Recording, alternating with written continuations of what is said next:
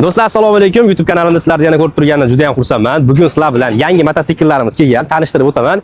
200 kuba, 250 kuba hamda 400 kubalik mototsikllarni optim narxlarda, hattoki bo'lib to'lashga O'zbekiston bo'ylab xarid qilish imkoniyatlari ham bor. Bularning narxlari, to'liq xarakteristikalari, qulayliklari, kamchiliklari bo'yicha batafsil sizlarga obzor qilib beraman. Videoni ko'rishdan avval menga like bosib, kanalimga obuna bo'lib qo'ying. Videoni 05x formatda olyapman sizlarga to'liq ko'rinish uchun. Aslida mototsikl gabarit juda ham katta, ya'ni uzunligi 170 cm dan o'tadi. Endi bu Kawasaki Ninja'dan olingan replika hisoblanadi. Maksimal tezligi 110-120 bo'ladi. 200 kubli motor bilan jihozlangan. Xo'p, bunda qo'shimcha yana nima bor? Maslinli radiator, ya'ni sovib qizib ketishini oldini olish uchun radiator bilan jihozlangan va bunda alohida zond bor. Trassasida zond qo'yib ketilgan. Trassasi ham yaxshi, premium trassa qo'yilgan ekan. Ya'ni ko'rib turgan bo'lsangiz, rangi o'zgaryapti, titanoviy trassaga o'xshagan narsa qo'yilgan. Qo'shimcha dugalar bor. Ya'ni asosan bu mototsiklimizni o'zi yangi boshlayotganlarga tavsiya qilamiz. Shuning uchun yangi boshlayotganlar uchun juda ham eng optimal variant hisoblanadi. Bilsanglar, oldingi 250 talik mototsiklarimizda qo'shimcha jabralar bo'lmagandi. Bunga o'ziga mos bo'lgan juda ham chiroyli dizaynga ega bo'lgan qo'shimcha jabralar hamda bunaqa aerodinamika ham qo'yilgan. Vyxlop sistemasida SK Project qo'yilgan, ovozi yaxshi. SK Projectlar o'zi odatda juda ham baland bo'ladi, lekin bunga qo'shimcha glishiter qo'yilgan, ovozni sal pasaytirilgan. Agar sizga bu qoniqtirmasa, buni glishiterni olib tashlab, yana ham balandroq qilsangiz bo'ladi, lekin bu glishiterga albatta gain muammo qilmaydi. Yaxshi amortizator, tormozning sistemasi diskli tormozda hisoblanadi. Jitkis bilan tormoz berasiz. Motori 200 kubali motor hisoblanadi.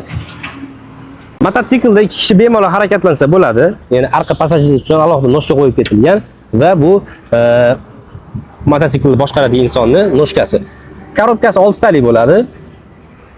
Tablosi elektronik tabloga mexanika taxometr ko'rishlaringiz mumkin. Mana bu joydan skoroustni ko'rib borasiz. Bu joyda boshqa xarakteristikalarni, pavorotnilar, faralar, shu narsalarni ko'rib ketsangiz bo'ladi. Sizlar bilan bitta ovozini eshitib ko'ramiz. Hop, kalitni yoqdik va ключаторdan bosamiz.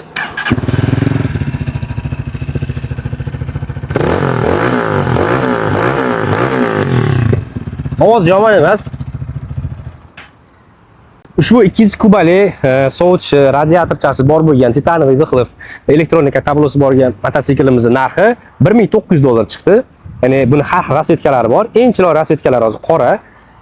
Mototsiklni yangi haydovchilar uchun ideal variant hisoblanadi. Ya'ni xavfsizligi yaxshi, nisbatan tez qochib ketmaydi. Birinchi boshlaganingizda sraz razgon olib oldiga ko'tarilib ketmaydi. Bemalol bunda mototsiklni minishni o'rganib, keyin 600 talik yoki litrga o'tirsangiz bo'ladi. Bu modelimiz esa 250 kuba, tashqi dizayni Yamaha dan olingan va Kawasakiga o'xshab ketadi, lekin ko'proq Yamaha korpusdan olingan hisoblanadi. Motor 250 kuba hisoblanadi. Tormoz sistemasi ikkita diskli tormoz. Qo'shimcha dugalar bunda ham va sovutish radiator hisoblanadi. Titanoviy Vyxlop trassa qo'yilgan bunga. Buni trassasida ham alohida zond qo'yib ketilgan.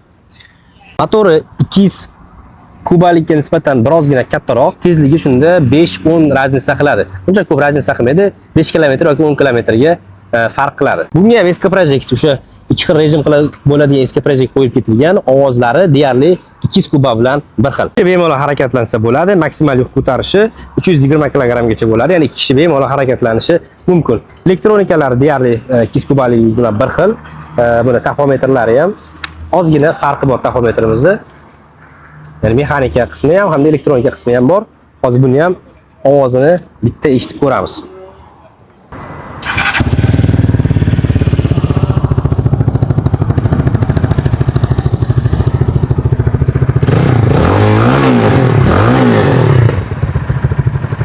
Glishiter ovozi gaz bezgizni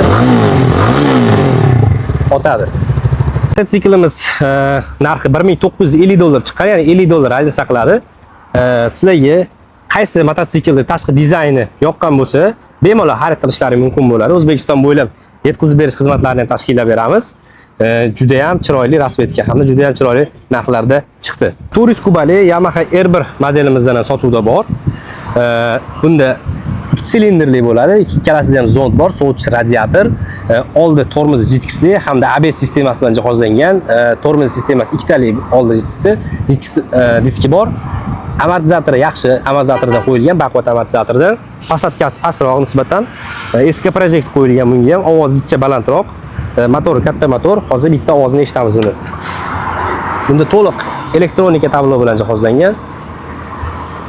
Hop, tablosi yonishida ham qanaqadir animatsiyalari qo'yilgan ekan. Hop, hozir mana neytralka holatda ABS ishlayapti. O'toldiramiz.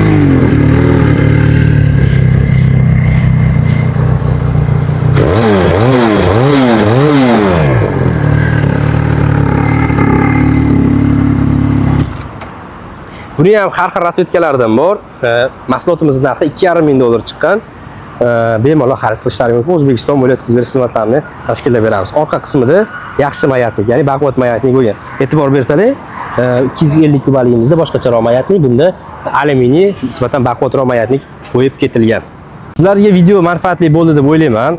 Yana shunaqa videolardan ko'proq chiqarishim uchun iltimos kanalimga obuna bo'ling, meni qo'llab-quvvatlang, like bosing, kommentariyada mototsikllar bo'yicha o'zingizni fikringizni qoldiring.